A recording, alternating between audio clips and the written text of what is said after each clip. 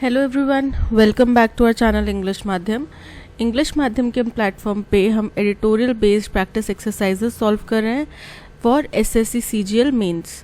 तो स्टार्ट करते हैं आज का session with thought of the day, that is discipline is a bridge between goals and accomplishments. यानी कि अगर आपको अपने गोल्स को अचीव करना है तो सबसे फर्स्ट एंड फॉरमोस्ट जो क्वालिटी एक व्यक्ति के पास होनी चाहिए, सक्सेसफुल व्यक्ति के पास में, वो क्या है?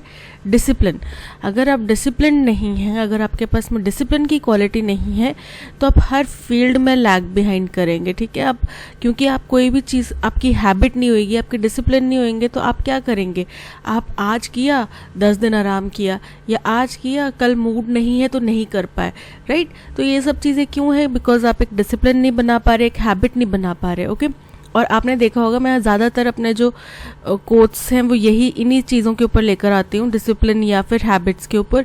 रीज़न बीइंग मैं खुद इस चीज़ के बहुत ज़्यादा मानती हूँ कि डिसिप्लिन और हैबिट्स ही कुछ ऐसी चीज़ें हैं जो आपके गोल्स को अचीवमेंट बनाने में सक्सेसफुल होती हैं। ठीक है, there has been a clamour for a relook at the highway construction policies in the hill states। अब बोल रहे हैं कि यहाँ बहुत क्लैमर मतलब कि बहुत ज़्यादा शोर शराबे के साथ में किसी चीज़ की मांग करना, डिमांड करना। ठीक है, हो हड़कंप मच जाना। तो बहुत ज़्यादा शोर शराबे से डिमांड की जा रही है कि रीलुक यानी कि पुनर्विचार किया जाए, पुनर्वलोकन किया जाए। किसके ऊपर? हाईवे कंस्ट्रक्शन पॉलिसीज़ के ऊपर, खास तौर पे हिल स्टेट्स के लिए।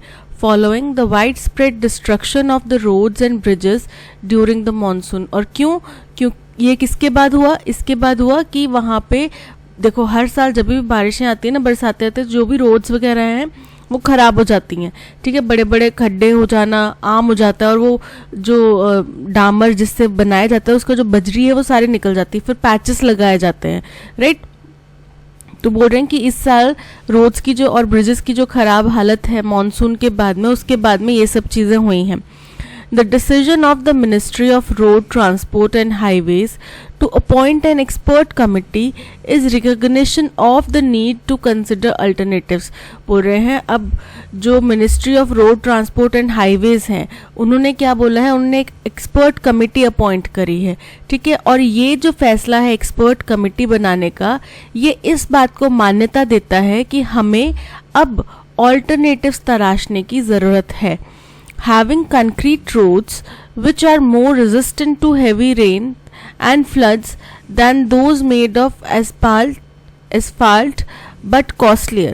बोल रहे हैं अब कंक्रीट के रोड्स बनाना। कंक्रीट में क्या किया जाता है? सीमेंट, रेता, बजरी, ये सब चीज़ें मिला के रोड बनाए जाते हैं। वो बोल रहे हैं कि ये ज़्यादा जो है मजबूत है क्योंकि बारिशों को ये ज़्यादा अच्छे से झेल पाता है। ठीक है, लेकिन ये जो डामर वाला रोड है उसके कंपैरिजन में महंगा है। Is being viewed as a possible option. लेकिन फिर भी इसको एक पॉसिबल ऑप्शन देखा जा रहा है, हालांकि वो महंगा है बट एक पॉसिबल ऑप्शन देखा जा रहा है। The national highways authority of India will have a dedicated section two explore the plan. अब ये जो national highways authority of India है ये क्या करेंगे? ये एक डेडिकेटेड सेक्शन यानी कि एक कमिटेड सेक्टर बनाएंगे इस प्लान के ऊपर देखने के लिए कि भाई कितना खर्चा आ जाएगा अगर हम सारे रोड कंक्रीट के बनाएंगे, वाकई में वो इतने मजबूत होंगे। बिकॉज अभी क्या किया जाता है, जैसे पूरा रोड ब्लैक कलर का उसका बनाया जाता है, डामर का, फिर बीच में जैसे पहाड़ी इलाका होता है ना, तो उसमें क्या होता है, जो दो पहाड़ों के बीच का स्लोपी रीजन होता है वहाँ पे पानी ज़्यादा फ्लो करता है क्योंकि इधर का भी बारिश का पानी आएगा, इधर का भी बारिश का पानी आएगा, और पीछे के भी कोई पहाड़ होंगे उनका भी बारिश का पानी आएगा। तो ये जो स्लोपी जगह होती है ना इतनी सी, यहाँ पे वो सीमेंटेड पैच डाल दिया जाता है क्योंकि यहाँ पे पानी का ज़्यादा बहाव आएगा, तो यहाँ पे वो सीमेंटेड पैच डाल दिया जाएगा। तो ये बोल रहे हैं कि ये ओवरलुक करना, ये देखना, इसके ऊपर नज़र रखना कि भाई ये जो बाकी जो हमने काली रोड बनाई है ये भी अगर हमें कंक्रीट की बनानी पड़े और ऐसे अगर पैचेस लगा के काम चल जाए, हमें क्या करना है उसके ऊपर पूरा एक प्लान तैयार करने के लिए एक डेडिकेटेड सेक्शन, एक डेडिकेटेड टीम बनाई जाएगी। The collaboration with the IITs can be made more meaningful if the scientists are given a free hand to come up with solutions of their own. अब बोल रहे हैं कि IITs के साथ में अगर मिलजुल के एक टीम वर्क के साथ में काम किया जाए तो ज़्यादा वो मीनिंगफुल तभी हो पाएगा जब हम वहाँ के जो साइंटिस्ट हैं उनको फ्री हैंड दे दें, यानी कि उनको पूरी आज़ादी दे दें, छूट दे दें कि भाई आप अपने तरीके से काम करो, जो भी जैसा भी सोल्यूशन लेकर आओ, बस इस प्रॉब्लम का हमें सोल्यूशन चाहिए। आपको 1 दिन लगाना है 1 दिन लगाओ, 10 दिन लगाना है 10 दिन लगाओ, बट कोशिश करो 10 का काम 5 दिन में हो जाए और अच्छा सोल्यूशन निकल कर आए, कॉस्टली कम हो, कॉस्ट इफेक्टिव हो और मजबूत हो, ड्यूरेबल हो, ऐसा आप सोल्यूशन लेकर आओ। ठीक है, हमने अपनी प्रॉब्लम बता दी, अब आगे उनके आज़ादी है कि वो कौन सा मटेरियल यूज़ करते हैं, कहाँ से मटेरियल यूज़ करते हैं, कैसे करते हैं, कितना करते हैं, वो उनकी है हेडेक। उनको इतनी आज़ादी दे जानी चाहिए कि हम उनको बाउंड ना कर दें कि भाई देखो हमारे पास ये 2 ऑप्शंस हैं, या तो हम कंक्रीट की रोड बनाएंगे या फिर हम डामर की रोड बनाएंगे। अब तुम इन डामर की रोड को अगर और मजबूत बनाना चाह सकते हो तो बताओ, या फिर कंक्रीट की रोड को और मजबूत बना सकते हो बताओ। तो इससे क्या होएगा, उनके दिमाग में सिर्फ यही 2 जो जोन्स हैं ये घूमते रहेंगे। हम अगर उनको आज़ादी दें कि भाई 3rd ऑप्शन है, 4th ऑप्शन है, तो आप लेकर आओ, तो ज़्यादा मीनिंगफुल होएगा। ठीक है, उनकी हेल्प लेना।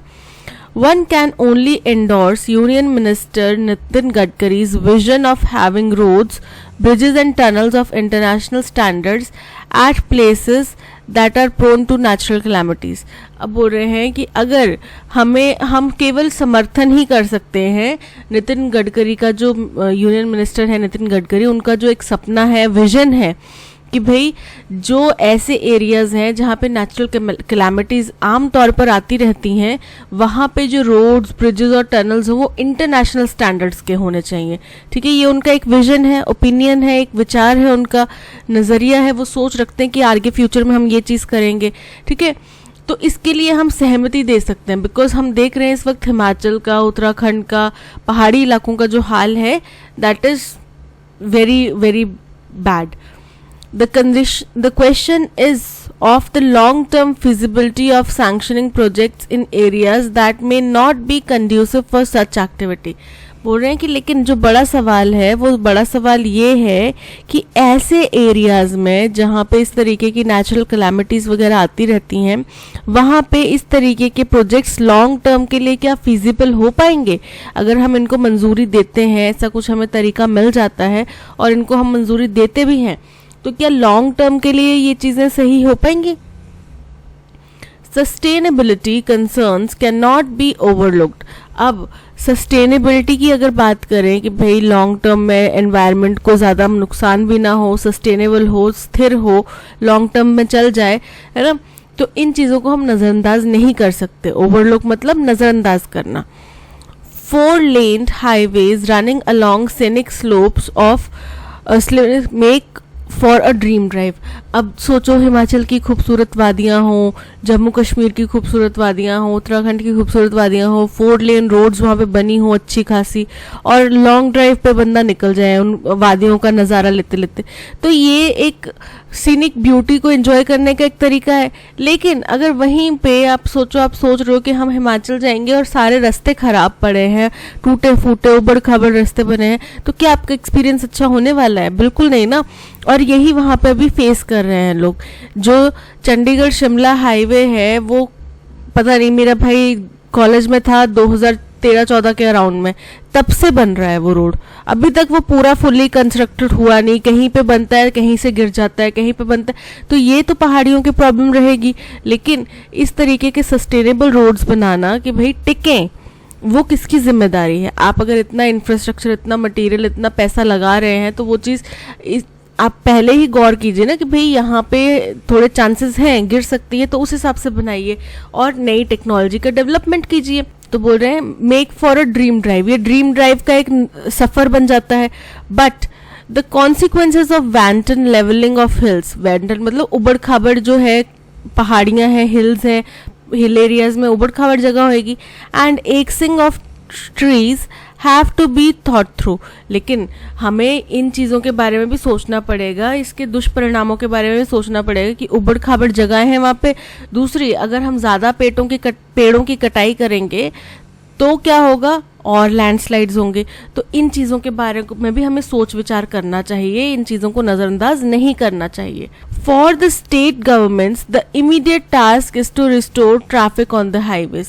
अब स्टेट गवर्नमेंट्स की बात आ गई, ये तो नेशनल हाईवेज की बात आ गई और यूनियन गवर्नमेंट की, और जो भी रोड्स बनाते हैं उनकी बात आ गई, NHIA की, ठीक है। लेकिन अब बात करते हैं स्टेट गवर्नमेंट के ऊपर। तो स्टेट गवर्नमेंट का मुख्य काम क्या होना चाहिए कि जैसे ही वहाँ पे कुछ ऐसी चीज़ हुई, लैंडस्लाइड हुआ, रोड ब्लॉकेज हुआ, इमीडिएट वहाँ पे हाईवेज को रिस्टोर करने का काम किया जाना चाहिए ताकि ज़्यादा ट्रैफिक ना फंसे। बिकॉज आप खुद समझो कि ये सपोज करो ये इतना स्ट्रेच है, अब इस एरिया में लैंडस्लाइड हो गया तो इधर भी गाड़ियां फंसी हुई हैं, इधर भी गाड़ियां फंसी हुई हैं, पूरा पहाड़ी इलाका है ना, पूरे में पहाड़ है। बहुत हद तक पॉसिबिलिटी है कि यहाँ पे भी हो जाए, यहाँ पे भी हो जाए, यहाँ पे भी हो जाए। तो यहाँ पे जो गाड़ियाँ खड़ी होंगी इन इलाकों में वो रिस्क पर है। तो सबसे इमीडिएट एक्शन क्या होना चाहिए कि ट्रैफिक को दोबारा से बहाल किया जाना चाहिए, हाईवेज को सुरक्षित बनाना चाहिए, ठीक है। That should be followed by audits to find out what went wrong and what remedial measures can be initiated। यानी कि फिर ठीक है, आपने ये कर दिया, हाईवेज के ट्रैफिक को रिस्टोर कर दिया, उसके बाद में क्या करना चाहिए कि आपको ऑडिट करना चाहिए कि क्या वहाँ पे गलती हुई, क्या खराब हो गया, क्या चीज़ वहाँ पे कमी आ गई और उसका सोल्यूशन क्या है। जैसे कि फॉर एग्जांपल एक रिटेनिंग वॉल होती है, ठीक है। रिटेनिंग वॉल क्या होती है, जैसे ये पहाड़ी है, ठीक है, तो इसके नीचे एक वॉल सी बनाए, आधी इतने तक वॉल सी बना दी जाती है काफ़ी मजबूत सी, जिससे क्या होता है कि इसका ये जो कमज़ोर हिस्सा है वो नीचे गिरने से बच जाए या फिर इसको और मजबूती मिल जाए, इसके लिए बनाया जाता है। इसको इंग्लिश में बोला जाता है रिटेनिंग वॉल और हिंदी में पहाड़ी में इसको बोला जाता है डंगा। अब मेरे को हिंदी में श्योर नहीं है इसको क्या बोला जाता है, बट मैं बिकॉज आई एम फ्रॉम पहाड़ी इलाका तो आई कैन टेल यू, इसको हिंदी में बोला जाता है, मतलब पहाड़ी में बोला जाता है डंगा, ठीक है। तो ये जो डंगा होता है इसमें कुछ पाइप्स के लिए होल्स बनाए जाते हैं, ठीक है। वो किस लिए बनाए जाते हैं कि अगर यहाँ पे पानी ज़्यादा रिस रहा हो तो वो इससे निकल जाए। अब क्या ये डंगा स्टेबल नहीं था, इसमें ये रिटेनिंग वॉल स्टेबल नहीं थी, इसमें कुछ कमी आई, या वो जो पाइप्स लगाई गई थी उनमें ब्लॉकेज आ गया था, कितने टाइम बाद वो ब्लॉकेज रिमूव करना चाहिए, करने की ज़रूरत है, नहीं करने की ज़रूरत है, क्या उसकी वजह से पानी रिस रहा था इसलिए सारी लैंडस्लाइड हो गई, ठीक है। तो ये सब चीज़ें देखनी पड़ेंगी उनको कि कहाँ पे क्या कमी हो गई, ठीक है। और उसके बाद में उसका सोल्यूशन क्या हो सकता था ये उनको पता लगाना पड़ेगा। अ रिपोर्ट टेबल्ड इन लोकसभा, यानी कि लोकसभा में एक रिपोर्ट पेश की गई, ठीक है। उस रिपोर्ट में turns the focus on another की एस्पेक्ट ऑफ रोड कंस्ट्रक्शन। उस रिपोर्ट ने एक और पहलू के ऊपर हमारा ध्यान केंद्रित करा जो कि रोड कंस्ट्रक्शन के लिए यूज़ की जाती है। वो क्या है, रेगुलर मॉनिटरिंग। यानी कि आपने ये नहीं कि एक बार ये लंबी सी सड़क बना के छोड़ दी, उसको टाइम टू टाइम आपको मॉनिटर करना पड़ेगा कि भाई जो हमने बनाई है वो मजबूत है, कितनी मजबूत है, कहीं अब उसको रख रखाव की ज़रूरत तो नहीं है, कहीं अब उसमें दोबारा से हमें मजबूती देने की ज़रूरत तो नहीं है। तो ये सब चीज़ें आपको देखनी पड़ेंगी। The standing committee on rural development has termed unacceptable the compromise on the quality of construction under the Pradhan Mantri Gram सड़क योजना। बोल रहे हैं जो स्टैंडिंग कमिटी बनाई गई है रूरल डेवलपमेंट के लिए, उन्होंने एक टर्म यूज करी अनएक्सेप्टेबल, मतलब बिल्कुल भी ये इस चीज को एक्सेप्ट नहीं किया जाएगा कि जो रूरल कंस्ट्रक्शन किया जा रहा है सड़कों का अंडर प्रधानमंत्री ग्राम सड़क योजना, उसमें क्वालिटी के ऊपर कोई भी कॉम्प्रोमाइज जो है वो अनएक्सेप्टेबल है, ठीक है। Launched in 2000, the scheme provides all-weather roads to connect rural areas। अब ये 2000 में लॉन्च की गई थी ये स्कीम और इसका पर्पस था कि भाई रूरल एरियाज में हर एक मौसम के लिए चलने लायक सड़कें बनाई जाएं, ठीक है। Contracts given at low rates and misuse of the provision to sublet work have been flagged as reasons for the poor quality of roads। अब इसमें क्या हुआ, बोला गया कि लो रेट पे कम पैसों में कॉन्ट्रैक्ट्स बांट दिए गए, ठीक है। और फिर उसके बाद में क्या हुआ कि मिस यूज किया गया जो एक सबलेट वर्क का प्रोविजन है। सबलेट वर्क का मतलब क्या होता है कि कॉन्ट्रैक्ट मुझे मिला, ठीक है, आगे मैंने कॉन्ट्रैक्ट किसी और को दे दिया, मैंने अपना प्रॉफिट मार्जिन वगैरह सब रख लिया और मैंने आगे किसी और को कॉन्ट्रैक्ट दे दिया जिसने और कम कीमत में मेरे से कॉन्ट्रैक्ट ले लिया। तो अब जहां मेरा बजट, मैंने कॉन्ट्रैक्ट लिया 10 करोड़ में, ठीक है, उस व्यक्ति ने मेरे से 1 करोड़ में ले लिया कॉन्ट्रैक्ट। तो अब आप बताओ कि जो रोड 10 करोड़ की लागत से बनने वाली थी, क्या वो 10 करोड़ में अच्छी बन पाती है 1 करोड़ से लागत में बनने वाला? अब वो व्यक्ति पूरा का पूरा 1 करोड़ तो नहीं रखने वाला ना रोड बनाने के लिए, उसमें अपना प्रॉफिट लगाएगा, निकालेगा, उसमें मजदूरों की इनकम वगैरह निकालेगा। तो आप खुद सोचो कि क्वालिटी कहाँ होगी उस चीज़ की। तो ये उन्होंने बोला कि ये कुछ रीजंस दिए गए, बताए गए पुअर क्वालिटी ऑफ रोड्स के लिए, ठीक है। तो ये हो गया पैसेज। अब चलते हैं फर्स्ट क्वेश्चन की तरफ। फर्स्ट क्वेश्चन क्या कहता है कि based on the passage which of the following statements are is true, यानी कि पैसेज के अनुसार इनमें से कौन सी स्टेटमेंट जो है वो ट्रू है। एक भी हो सकती है और मल्टीपल भी हो सकती हैं। चलिए देखते हैं। The highway construction policy in hill states have never faced any criticism. ये तो गलत है ना, क्रिटिसिज्म तो हो रहा है उनका, तभी उनको बोला गया कि भाई रीलुक करने की जरूरत है, अब दोबारा पुनरावलोकन करने की जरूरत है। The Ministry of Road Transport and Highways has ignored the need for relook at the highway construction। तो ऐसा नहीं है, उन्होंने एक्सेप्ट करा तभी तो उन्होंने एक कमेटी बनाई है ना, एक कमेटी का गठन करा जिससे पता चलता है कि भाई उन्होंने एक्सेप्ट करा है कि हाँ हमें रीलुक करने की जरूरत है और हम करेंगे, अगर जरूरत है और हमें लगता है मिलता है सोल्यूशन तो हम जरूर करेंगे।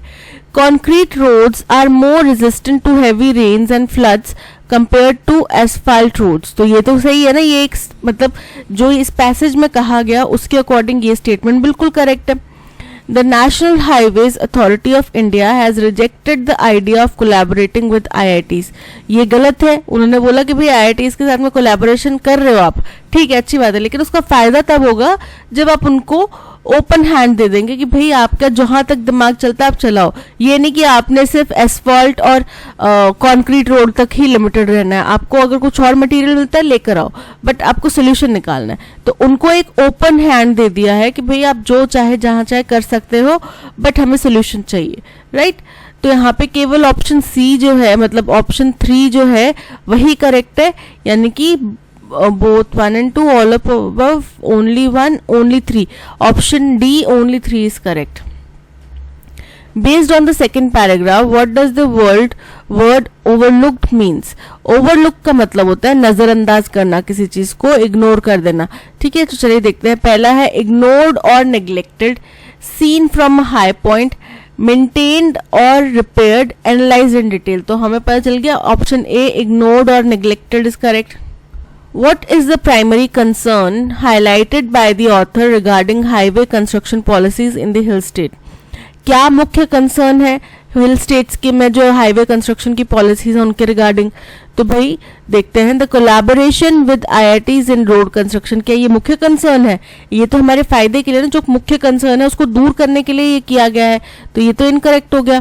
The vision of union minister Nitin Gadkari for international standard roads, क्या ये हमारे लिए कोई कंसर्न है कि भाई नितिन गडकरी जो है वो इंटरनेशनल स्टैंडर्ड के रोड्स बनवाना चाहते हैं? क्या ये चिंता का विषय है? ये तो अच्छी बात है ना, अगर इंटरनेशनल स्टैंडर्ड के रोड्स बनेंगे तो ये तो बहुत अच्छी बात है। The cost of concrete roads being higher than asphalt, कि कॉन्क्रीट रोड्स की जो कॉस्ट है वो एसफाल्ट रोड्स के मुकाबले में ज़्यादा महंगी होती है, तो क्या ये चिंता का विषय है? उन्होंने बोला ना कि नहीं, चिंता का विषय नहीं है, हमें पता है कि वो महंगी होती है, बट कोई प्रॉब्लम नहीं है, अगर इससे सोल्यूशन मिल जाता है तो हमें कोई प्रॉब्लम नहीं है। The consequences of not considering environmental sustainability and quality of road construction, option D is correct, कि एनवायरनमेंट के बारे में नहीं सोचा जाता, ट्रीज कट किए जाते हैं, ठीक है, और रोड कंस्ट्रक्शन की क्वालिटी खराब होती है जिसकी वजह से बार बार वही चीज़ें रिपीट करनी पड़ती हैं, ठीक है। So option D is correct. What is authors tone in the passage, passage में ऑथर की टोन कैसी है? तो भाई ऑथर की टोन इनडिफरेंट है, क्रिटिकल है, ऑप्टिमिस्टिक है या प्रेज फील्ड है? तो तारीफ तो बिल्कुल नहीं कर रहे, और ऐसा नहीं कि उनको कोई फर्क नहीं पड़ रहा, प्रभाव नहीं पड़ रहा, ऑप्टिमिस्टिक पॉजिटिव भी नहीं दिख रहे, तो यहाँ पे option B critical is correct. Which of the following statements is an opinion rather than the fact, कि इनमें से कौन सी स्टेटमेंट जो है वो केवल एक विचार है, हर हकीकत नहीं है अभी तक. तो the ministry of road transport and highways have decided to appoint an expert committee, ये तो हकीकत है ना, बना दी जा चुकी है. The national highway authority of India will have a dedicated section two explore the plan, ये भी बिल्कुल करेक्ट है, हमने स्टेटमेंट पढ़ी है ना पूरी. One can only endorse Union Minister Nitin Gadkari's vision of having roads, bridges and tunnels of international standards at the places that are prone to natural calamities. ये एक विचार है, ठीक है, अभी हुआ नहीं है, वो करना चाहते हैं और हम उनकी बस केवल साथ दे सकते हैं, सराहना कर सकते हैं, इस चीज़ के लिए एक्सेप्ट कर सकते हैं. So option C is correct. Which of the following best summarizes the third paragraph? अब थर्ड पैराग्राफ देखो, बात क्या करता है थर्ड पैराग्राफ, चलो चल के देखते हैं. कि लोकसभा में एक रिपोर्ट आई थी जिसने कुछ पॉइंट्स बताया कि रेगुलर मॉनिटरिंग होनी चाहिए, और वहीं पे रूरल डेवलपमेंट जो स्टैंडिंग कमेटी है फॉर रूरल डेवलपमेंट, उन्होंने बोला कि भाई ये बिल्कुल अनएक्सेप्टेबल है कि प्रधानमंत्री ग्राम सड़क योजना के तहत जो कंस्ट्रक्शन किया जा रहा है वो इतना पुअर क्वालिटी का किया जा रहा है. ठीक है, ये होता है पूरा का पूरा इसमें. और इसके रीज़न बताया गया कि भाई सबलेट वर्क का जो एक कंडीशन है वो लोग प्रोसीड कर रहे हैं, तो उससे वो सस्ते में दे रहे हैं, लो क्वालिटी में दे रहे हैं. ठीक है, चलिए देखते हैं. Report highlights the necessity of monitoring road construction and reveals concerns about quality of roads under the Pradhan Mantri Gram सड़क योजना. बिल्कुल सही है, ये है ना कि एक रिपोर्ट है जिसमें रेगुलर मॉनिटरिंग के बारे में बताया गया कि वो करना बहुत ज़रूरी है, और ये बताया गया कि प्रधानमंत्री ग्राम सड़क के तहत जो है पुअर क्वालिटी का रोड कंस्ट्रक्ट किया जा रहा है. Based on the passage, how does the author most likely feel about the highway construction policies in hill states, कैसा उनको लगता है कि हाईवे कंस्ट्रक्शन पॉलिसीज को क्या करने की ज़रूरत है, वे उनको रीथिंक करने की ज़रूरत है और ज़्यादा इफेक्टिव बनाने की ज़रूरत है. ठीक है, they believe the current policies are flawless and effective, ये तो बिल्कुल गलत है. अगर फ्लॉलेस है तो फिर इतना जोर शोर से क्या डिमांड कर रहे थे कि रीलुक करो, है ना. They appreciate the efforts but think more regular monitoring is needed, उन्होंने कहा कि अभी तक का जो काम है उसको वो अप्रिशिएट करते हैं और कहते हैं कि और ज़्यादा रेगुलर मॉनिटरिंग की ज़रूरत है. ऐसा नहीं है, they are critical and believe sustainability concerns are often overlooked. Option C is correct. They are neutral and simply reporting the facts, ऐसा भी नहीं है कि न्यूट्रल हैं, उन्होंने क्रिटिसाइज करा है गवर्नमेंट को, और जिस तरीके से पुअर क्वालिटी का मटेरियल या फिर एनवायरनमेंट को हम ओवरलुक करते हैं, इन चीज़ों को उन्होंने क्रिटिसाइज करा है. Which of the following word is an antonym for contaminated. Contaminated का मतलब होता है पोल्यूटेड, ठीक है, खराब हो जाना किसी चीज़ का, इम्प्योर होना. तो टेंटेड, टेंटेड का मतलब भी है खराब होना, दूषित होना. पॉल्यूटेड का मतलब भी, इम्प्योर का मतलब भी. ऑपोजिट क्या हो गया, pure. So option D pure is correct. The magician pulled a rabbit out of his, जादूगर कहाँ से रैबिट निकालता है, खरगोश कहाँ से निकालता है, हैट में से निकालता है. So option A that is correct. A person who is new to a subject, skill और बिलीफ, उसको बोला जाता है नोविस. नोविस का मतलब होता है कोई नया व्यक्ति, नौसिखिया व्यक्ति. मेंटर तो कोई व्यक्ति जो बहुत ही ज़्यादा पहुंचा होगा, जिसको बहुत ज़्यादा एक्सपीरियंस होगा, है ना, किसी फील्ड का, वही आपको मेंटर कर सकता है ना. आप किसी नौसिखिए से तो मेंटरशिप लोगे नहीं, राइट. एक्सपर्ट अगेन जो बहुत ज़्यादा जाना माना हो, जो बहुत ज़्यादा ज्ञान हो उसका किसी फील्ड का. और रेक्ल्यूस, रेक्ल्यूस का मतलब होता है एकांत में रहने वाला कोई व्यक्ति, है ना, एकांतवासी. So option A novice is correct. In 1959, the United Nations General Assembly adopted the Declaration of the Rights of the Child, यानी कि उन्होंने एक डिक्लेरेशन अडॉप्ट करा 1959 में यूनाइटेड नेशन की जनरल असेंबली में, जिसमें क्या था, राइट्स ऑफ द चाइल्ड, इसके बारे में डिक्लेरेशन था, यानी कि बच्चों के अधिकारों की बात की गई. The first charter of its kind dash basic rights to all children below 18 years, ये अपनी तरह का एक पहला डॉक्यूमेंट था जो कि बच्चों को, 18 साल से कम उम्र के बच्चों को बेसिक राइट्स क्या कर रहा था, दे रहा था ऑब्वियसली, विद दीज वर्ड्स. और उसका वर्ड्स क्या था, mankind owes to the child the best it can give. अब देखो, इसका मतलब है कि इंसानियत को बच्चों का कर्ज है इंसानियत के ऊपर, यानी कि बच्चों का हमारी जिम्मेदारी बनती है कि हम जो भी बेस्ट उनको दे पाएं वो दें। छोटे छोटे बच्चे हैं, है ना, नहीं इतना बोल नहीं सकते, सोच समझ नहीं सकते, धीरे धीरे डेवलप होएगी थिंकिंग प्रोसेस, तो हमारी जिम्मेदारी बनती है कि हम उनको सही चीज़ें दें। तभी ज़्यादातर पेरेंट्स अपने बच्चों को अच्छे से अच्छी एजुकेशन देने पे फोकस करते हैं, अच्छा उनको सिखाते हैं, खिलाते पिलाते अच्छा है, चाहे खुद एक टाइम कोई भूखा सो ले, गरीब अगर कोई परिवार से है, या फिर खुद इतना ज़्यादा कपड़े अच्छे ना पहने, बट बच्चों को बेस्ट देने की कोशिश करते हैं, right. Yet as is well documented, children, because of their vulnerability, often become victims of abuse of power by the very people who are interested with their protection. लेकिन ये भी बहुत ज़्यादा फैक्ट बात है, बहुत दफ़ा हमने ये चीज़ देखी है, वेल डॉक्यूमेंटेड है कि बच्चे जो कि क्योंकि वो बहुत ज़्यादा वल्नरेबल हैं, कमज़ोर हैं, ठीक है, इतना नॉलेज नहीं है चीज़ों का, वो ज़्यादातर टाइम क्या होता है कि विक्टिम्स बन जाते हैं पावर के अब्यूज़ का, ठीक है। यानी कि कोई उनके ऊपर अपनी पावर का इस्तेमाल कर रहा है, कोई टीचर ने गलत ही मार दिया, पेरेंट्स ने गलत ही मार दिया, बच्चों के ऊपर हाथ उठाना तो कॉमन सी बात है, राइट। तो बोल रहे हैं कि बच्चों के ऊपर अब्यूज़, पावर का अब्यूज़ उन्हीं लोगों द्वारा किया जाता है जिनके पास में उनकी प्रोटेक्शन की जिम्मेदारी होती है। माँ बाप हो गए, टीचर्स हो गए, केयर टेकर्स हो गए, इन्हीं के पास जिम्मेदारी होती है कि भाई आप बच्चे को प्रोटेक्ट करो, और यही लोग क्या करते हैं, उस जिम्मेदारी का गलत फ़ायदा उठाते हैं और अपनी पावर का गलत प्रयोग करते हैं। The advancements in digital technologies dash helped on many fronts. अब advancements plural है, ठीक है, हुई हैं, तो have helped on many fronts, from registration of births, creating a legal identity to healthcare, but in its forward march it should not dash on the rights integral to a dash upbringing of child.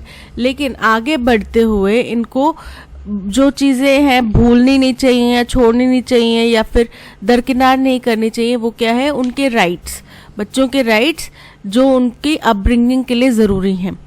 Leaning on a child's fundamental right to privacy, the Supreme Court of India has ruled that children cannot be mechanically subjected to DNA test in each and every case between warring parents as a shortcut to establishing infidelity. बोल रहे हैं तो इन्हीं सब बातों को ध्यान में रखते हुए, बच्चों के फंडामेंटल राइट ऑफ प्राइवेसी का ध्यान रखते हुए, उस पर जोर देते हुए सुप्रीम कोर्ट ने ये कहा, फैसला दिया कि बच्चों के ऊपर डीएनए टेस्ट नहीं किया जाएगा हर एक केस में, ईच एंड एवरी केस में, जो भी पेरेंट्स के बीच में हो रहा है एक दूसरे के ऊपर इनफिडेलिटी साबित करने के लिए, ठीक है। यानी कि मान लो कि एक हस्बैंड वाइफ आपस में कपल लड़ रहे हैं कि भाई हस्बैंड बोल रहा है कि वाइफ ने मेरे ऊपर चीट करा, वाइफ बोल रही है हस्बैंड ने मेरे ऊपर चीट करा, उनको लग रहा है कि भाई बेस्ट तरीका क्या है कि वाइफ की इनफिडेलिटी को पता लगाने का, कि भाई उन्हें शादी में रहते हुए किसी दूसरे पराये मर्द से संबंध रखे, ये बताने का बेस्ट तरीका क्या है कि ये बच्चा मेरा नहीं है, डीएनए टेस्ट करवा लो, ठीक है। लेकिन बच्चे की प्राइवेसी का अधिकार है, जिसकी वजह से ये चीज़ नहीं की जाएगी हर एक केस में।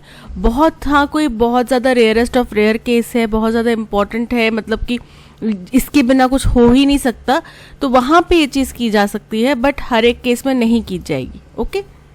अब बताया जा रहा है कि 1959 में यूनाइटेड नेशन जनरल असेंबली ने अडॉप्ट करा था डिक्लेरेशन, और अपनी तरह का ये पहला डिक्लेरेशन था जो कि क्या करता था, बेसिक राइट्स था to all children below 18 years. तो क्या कर रहा है ये, अंडरस्कोर यानी कि हाईलाइट कर रहा है, जोर दे रहा है बेसिक राइट्स पे। कंस्ट्रेनिंग यानी कि विवश कर रहा है, पाबंद कर रहा है, फोर्स कर रहा है। क्लेमिंग मतलब कि किसी की जान ले रहा है, ठीक है। या फिर इंश्योरिंग मतलब सुनिश्चित करता है, तो ये सुनिश्चित करता है बेसिक राइट्स 18 साल से कम उम्र के बच्चों को। So option D is correct. अब इसका हमने पहले ही डिस्कस कर लिया था, the advancements in digital technologies have helped on many fronts. तो have option A is correct.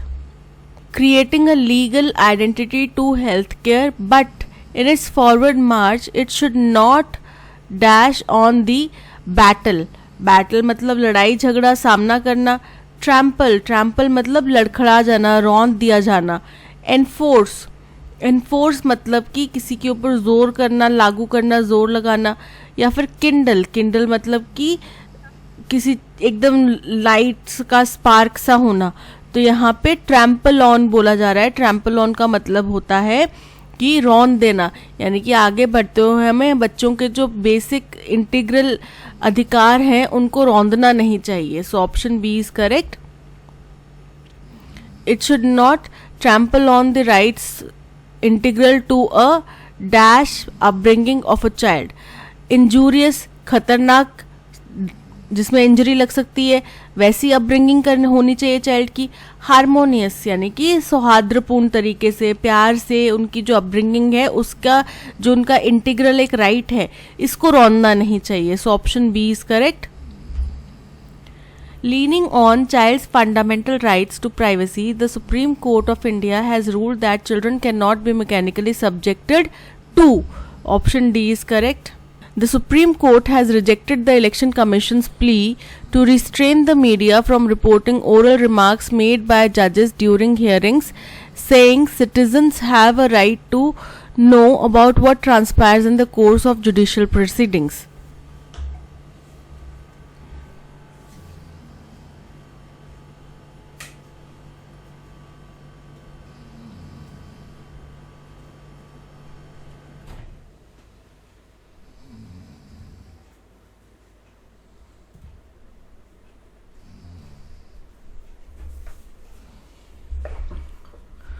बोल रहे हैं कि सुप्रीम कोर्ट ने इलेक्शन कमीशन की जो याचिका थी उसको खारिज कर दिया, जिसमें उन्होंने बोला था कि भाई मीडिया जो है ओरल रिमार्क्स जो जजेस द्वारा दिए जाते हैं हेयरिंग्स के दौरान उनको रिपोर्ट करती है. तो उन्होंने खारिज करते हुए कहा कि भाई जनता का अधिकार है कि वो जाने कि कोई भी जुडिशियल प्रोसीडिंग है उसके तहत में क्या हो रहा है, ये उनका जानने का अधिकार है. तो उनने इस बात को खारिज कर दिया. तो ये हमारा ओपनिंग स्टेटमेंट लग रहा है कि भाई एक याचिका दायर की गई थी और सुप्रीम कोर्ट ने उसको खारिज कर दिया. और ये क्या बोलते हुए खारिज कर दिया, ये बोलते हुए खारिज कर दिया. ठीक है, तो ये हमारा फर्स्ट स्टेटमेंट हो सकता है, पॉसिबिलिटी है. आगे चलते हैं. It refused. अब इट से स्टार्ट हो रहा है, यानी कि वो चीज़ जिसका पहले बात हो गई थी. अब रिफ्यूज किसने किया है, सुप्रीम कोर्ट ने किया. तो इट किसको रेफर कर रहा है, सुप्रीम कोर्ट को. तो यहाँ पे सुप्रीम कोर्ट का इंट्रोडक्शन है, तो ये फर्स्ट स्टेटमेंट ही होगा. ठीक है, तो पता चल गया कि भाई यही है first statement. It refuse to expunge the Madras high court's observation that the poll panel was responsible for surge in COVID-19 cases and its officers should be slapped with murder charges. बोल रहे हैं इन्होंने इस बात को बोल दिया, खारिज कर दिया कि जो मद्रास हाईकोर्ट का जो फैसला था, ऑब्जर्वेशन था, जिसमें उन्होंने कहा, एक कमेंट दिया होगा, शायद ऑफिशियल स्टेटमेंट का पार्ट नहीं होगा बट कमेंट दिया होगा कि भाई पोल पैनल ही जिम्मेदार है COVID-19 के केसेस के बढ़ने में और इसके ऑफिसर्स के ऊपर तो मर्डर के चार्जेस लगाने चाहिए. ऐसा उन्होंने कमेंट कर दिया होगा और जो कि मीडिया ने आगे रिपोर्ट कर दिया होगा. और इससे क्या उनको लग रहा है कि भाई हमारी बदनामी हो रही है, हमारे ऊपर गलत इल्जामात लगाए जा रहे हैं. saying that the remarks weren't part of official judicial record. तो सुप्रीम कोर्ट ने क्या बोलते हुए खारिज कर दिया कि भाई जो उनने रिमार्क दिया है, मद्रास हाई कोर्ट ने जो कमेंट्स कर रहे हैं, वो ऑफिशियल स्टेटमेंट का, ऑफिशियल जुडिशियल रिकॉर्ड का पार्ट नहीं है. तो ये हमारा सेकंड स्टेटमेंट हो गया. थर्ड स्टेटमेंट आता है, however it appreciated the poll panel's work, saying the EC has track record of being an independent constitutional body which shoulders a significant burden in ensuring the sanctity of electoral democracy. यानी कि उन्होंने हालांकि पोल panel की election commission की तारीफ करी और तारीफ करते हुए कहा कि EC जो है इसका इतिहास ये बताता है कि भाई ये इंडिपेंडेंट कॉन्स्टिट्यूशनल बॉडी है जिसके कंधों पे बहुत बड़ी जिम्मेदारी है कि वो इलेक्टोरल डेमोक्रेसी को बरकरार रखे, बनाए रखे. ठीक है, तो हमें पता चल गया कि आर के बाद ही ऐसा आने वाला है कि यानी कि ये पूरा अरेंजमेंट जो है PQRS के फॉर्म में ही है. सो PQRS option A is correct. while refusing to reconsider the landmark verdict and by quashing the Maharashtra law granting quota to the Maratha community in admissions and government jobs which allowed it to exceed 60%. बोल रहे हैं कि जब उन्होंने refuse करा, एक landmark verdict आया था महाराष्ट्र लॉ का, उसको रिकंसिडर करने में उन्होंने रिफ्यूज़ कर दिया. किन्होंने किया, नहीं आइडिया, कुछ पता नहीं चल रहा. ठीक है, तो यानी कि ये फर्स्ट स्टेटमेंट नहीं होगा, राइट. जिसमें क्या कहा गया था, एक लॉ बनाया गया जिसमें मराठा कम्युनिटी को एडमिशन्स और गवर्नमेंट जॉब्स में कोटा दिया जा रहा था, जिसकी वजह से क्या हो रहा था कि कोटा जो रिजर्वेशन है वो 60% से एक्सीड हो रहा था, जबकि हमें पता है कि 50% पर फिक्स्ड है.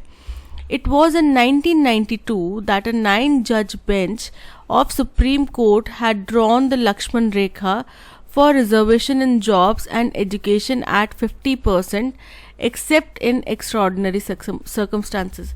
बोल रहे हैं 1992 की बात है जब एक 9 जजेस की बेंच ने, सुप्रीम कोर्ट की बेंच ने एक लक्ष्मण रेखा खींची रिजर्वेशन इन जॉब्स और एजुकेशन के ऊपर, और ये लक्ष्मण रेखा कितने पर थी, 50% पर, एक्सेप्ट इन एक्स्ट्रॉर्डनरी, जब बहुत ही एक्स्ट्रॉर्डनरी कोई सर्कमस्टांस हो उसको बजाय, उसको छोड़ के बाकी सब जगह पे 50% का एक वो रख दिया, लिमिट रख दी कि इससे ज़्यादा रिजर्वेशन नहीं दिया जाएगा.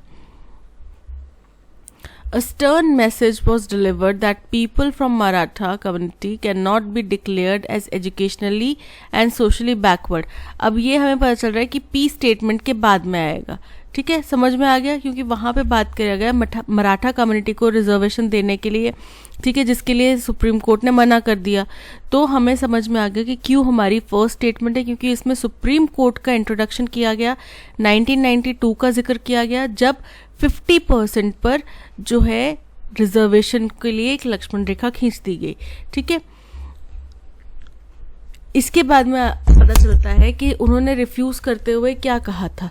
सुप्रीम कोर्ट ने जब ये रिफ्यूज़ किया था, 50% पे लक्ष्मण रेखा की खींची थी, तो क्या हुआ था कि उन्होंने रिफ्यूज़ करा था एक लैंडमार्क वर्डिक्ट को रिकंसिडर करने से, जिसमें कि महाराष्ट्र में मराठा कम्युनिटी को अलग से कोटा दिया जाए. ठीक है, तो ये हो गया सेकेंड स्टेटमेंट. फिर इसके बाद आता है the apex court has shown the rule book to governments and parties pandering to vote bank interest and catering to demands that defeat the very purpose of reservation. तो बोल रहे हैं कि एपेक्स कोर्ट ने सरकार को और जो पार्टीज हैं उनको रूल बुक दिखाई है, एक आईना दिखाया है कि भाई आप अपने वोट बैंक के लालच में, उसके लालच में आके आप क्या कर रहे हैं, जो ये डिमांड्स पूरी कर रहे हैं, इसकी वजह से रिजर्वेशन का जो मुख्य उद्देश्य है वही खत्म हो जा रहा है. ठीक है, यानी कि कोई भी कल को उठ के खड़ा हो जाए और बोले कि भाई हमें भी रिजर्वेशन चाहिए, हम भी बैकवर्ड कम्युनिटी से हैं, तो ऐसे नहीं मिलता रिजर्वेशन. तो जो एक्चुअल में जिनको मिलना चाहिए उन तक शायद ना पहुंच पाए.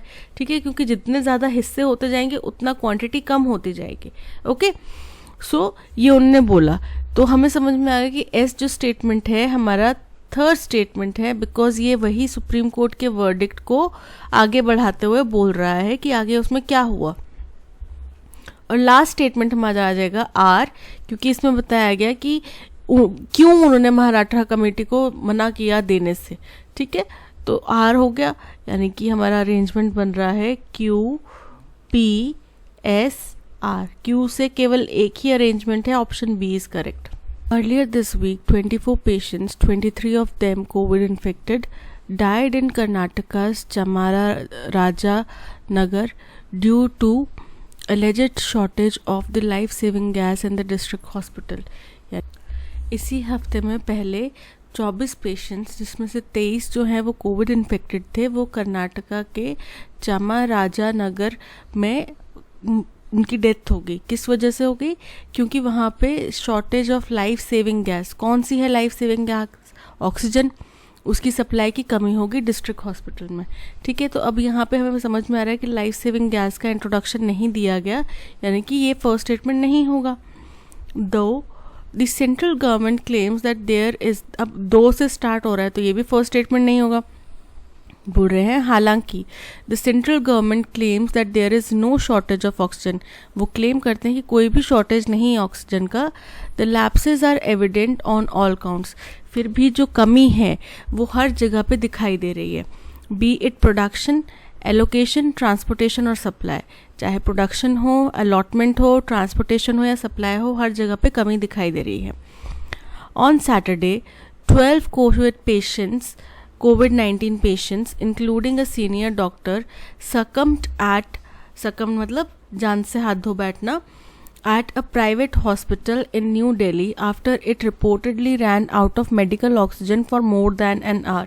बोल रहे हैं सैटरडे को क्या हुआ, 12 कोविड पेशेंट्स की जान चलेगी, जिसमें से एक डॉक्टर भी शामिल था, एक प्राइवेट हॉस्पिटल में, नई दिल्ली के एक प्राइवेट हॉस्पिटल में, क्योंकि वहाँ पे रिपोर्टेडली मेडिकल ऑक्सीजन की कमी हो गई, शॉर्टेज होगी पूरे के पूरे 1 घंटे से भी ज़्यादा समय के लिए। The disruption of oxygen supply is causing deaths almost on daily basis in the country. अब ये हो गया इंट्रोडक्शन, ठीक है, कि ऑक्सीजन सप्लाई में कमी की वजह से क्या हो रहा है, लगभग रोज़ ही किसी न किसी की डेथ सुनने में आ रही है, ठीक है। तो ये फर्स्ट स्टेटमेंट हो गया। अब जिस दिन ये बात कर रहे हैं उसी दिन के पहले क्या हुआ है, उसी हफ्ते में क्या हुआ है, पहले 24 पेशेंट्स की जान गई, सेकेंड हो गया। फिर दूसरी क्या हुआ है कि अब रिसेंट क्या हुआ है, पहले हमने स्टार्ट करा घटनाक्रम की सबसे पहले कब हमें रिपोर्ट मिली, ठीक है, उसके बाद अब क्या हुआ, अब 12 पेशेंट्स की जान चली गई और ये गई नई दिल्ली में, पहले गई कर्नाटका में, ठीक है। तो ये हो गया थर्ड। और फोर्थ स्टेटमेंट हो गया कि सेंट्रल गवर्नमेंट तो क्लेम्स कर रही है कि भाई कोई शॉर्टेज नहीं है, बट स्टिल कमी दिखाई दे रही है हर पहलू पे, हर जगह पे, ठीक है। तो ये हो गया फोर्थ। तो हमारा अरेंजमेंट बन रहा है SPRQ, ठीक है, SRPQ, SRQP, SPRQ, option D is correct. European football has just witnessed the rise and fall of multi-billion sporting empire in less than 3 decades। Opening statement हो गया, यूरोपियन फुटबॉल ने कुछ ही दिनों में, 3 दिन के अंतराल में, उससे भी कम समय में, एक $multi-billion का स्पोर्ट्स का एक एम्पायर खड़ा होते हुए और ढहते हुए देखा है, ठीक है। द प्लान्स, अब देखो पी से हमारा ऑप्शन स्टार्ट है, तो हमारे जो ऑप्शंस होंगे क्यू वाला, इनको एलिमिनेट कर दो, सिर्फ बी और डी हमने कंसिडर करना है, ठीक है। तो बी और डी ऑप्शन कंसिडर करना है, तो उसके अनुसार या तो एस स्टेटमेंट होगा सेकंड या क्यू स्टेटमेंट होगा सेकंड, ठीक है। चलिए देखते हैं। The plans to form a league of elite super rich club who were to be given membership in perpetuity with no need of qualification or fear of relegation struck at the principle of sporting meritocracy। यानी कि बोला जा रहा है कि ये जो plan था ये लीग बनाने का, एलाइट लीग बनाने का, सुपर रिच क्लब्स की, जिनको इसकी मेंबरशिप, परमानेंट मेंबरशिप, उम्र भर के लिए इसकी मेंबरशिप दी जाती, तो वो क्या था, विद नो, इसमें कोई क्वालिफिकेशन की ज़रूरत नहीं पड़ती कि भाई आपको क्वालिफाइंग राउट क्रिएट करने पड़ेंगे, आपको ये मैच खेलना पड़ेगा, वो मैच करना पड़ेगा क्वालिफाई करने के लिए, तो वो चीज़ नहीं करनी पड़ती। और रेलीगेशन यानी कि गिरावट का भी कोई डर नहीं था कि भाई आप अपने इंटरनेशनल लेवल से नीचे आ जाएंगे या इंटरनेशनल लेवल पे इसको काउंट किया जाएगा, वहाँ से आप नीचे आ जाएंगे, ऐसा भी कोई ज़रूरत नहीं थी इसमें, ठीक है, ऐसा भी कोई डर नहीं था। ये क्यों हार गया, ये जो है स्पोर्ट्स की मेरिट यानी कि टॉप प्लेयर जो है उसके प्रिंसिपल पर ये हार गया, वहाँ पे टिक गया, तो वहाँ पे हार गया। It was an attempt at a great heist and it met with a very hostile public opinion. इसका जो अटेम्प्ट था वो ये था कि बड़े बड़े क्लब्स को एक साथ लेकर आना, ज़्यादा पैसा कमाना, ये इनका पर्पस था, लेकिन लोगों से, जनता से इसको बहुत ही ज़्यादा बुरा रवैया देखने मिला, बहुत ही ज़्यादा हॉस्टाइल इसका विरोध हुआ। और एस स्टेटमेंट कह रहा है the plans to form the breakaway 20 team European super league ESL are in disarray. तो ये हमारा सेकेंड स्टेटमेंट हो जाएगा, क्योंकि यहाँ पे बताया गया कि प्लान था 20 मेंबर्स की टीम बनाने का यूरोपियन सुपर लीग, और अब ये क्या है, अब ये लगभग ख़त्म होने के कगार पे पड़ चुका है, मुश्किल में पड़ चुका है। क्यों? क्योंकि इंग्लिश और इटालियन क्लब्स ने इससे पुल आउट कर लिया है, यानी कि नाम वापस ले लिया है प्रपोज लीग से। Football leagues in Europe have a rich and cherished history with fan loyalties going back 4 or even more generations। अब बोल रहे हैं कि फुटबॉल लीग्स जो है यूरोप में, इनकी हिस्ट्री बहुत पुरानी है, ठीक है, और फैंस की लॉयल्टी ऐसी है कि भाई ऐसा नहीं कि आज देखना शुरू करें, जनरेशन से फैंस लॉयल हैं किसी टीम के प्रति, ठीक है। तो ऐसी वहाँ पे फुटबॉल के प्रति क्रेज़ है, राइट। ये हो गया सेकंड स्टेटमेंट। थर्ड स्टेटमेंट आ जाता है हमारा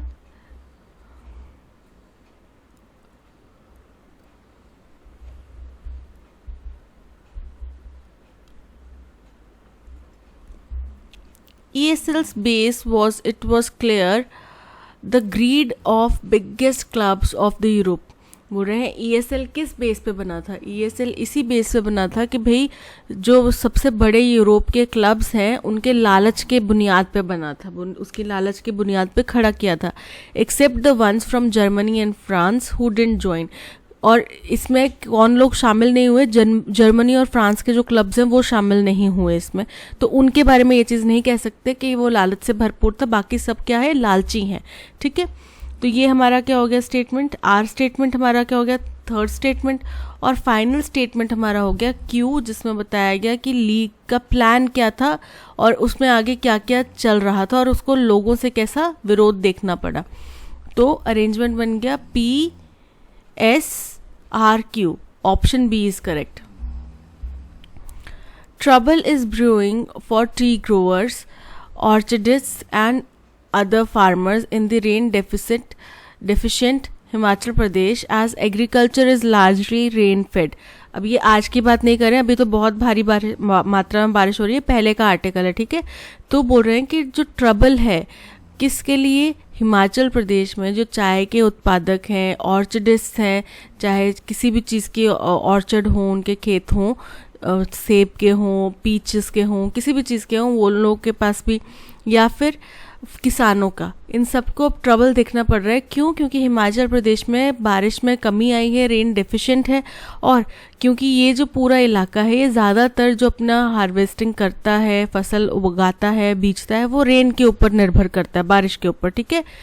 With over 70% deficiency in rainfall and scanty snow, scanty मतलब बहुत कम मात्रा में, तो 70% से भी ज़्यादा की कमी है बारिश में, और स्नोफॉल भी कम है। Witness since जनवरी से, तो the farmers are suffering severe crop failure in terms of both quality and quantity. तो किसान जो हैं वो क्या कर रहे हैं, वो बहुत ज़्यादा प्रॉब्लम फेस कर रहे हैं क्रॉप फेलियर की, क्वालिटी में भी और क्वांटिटी में भी, यानी कि क्वालिटी भी ख़राब हुई है और क्वांटिटी भी कम हुई है। सो ये हमारा फर्स्ट स्टेटमेंट हो जाएगा।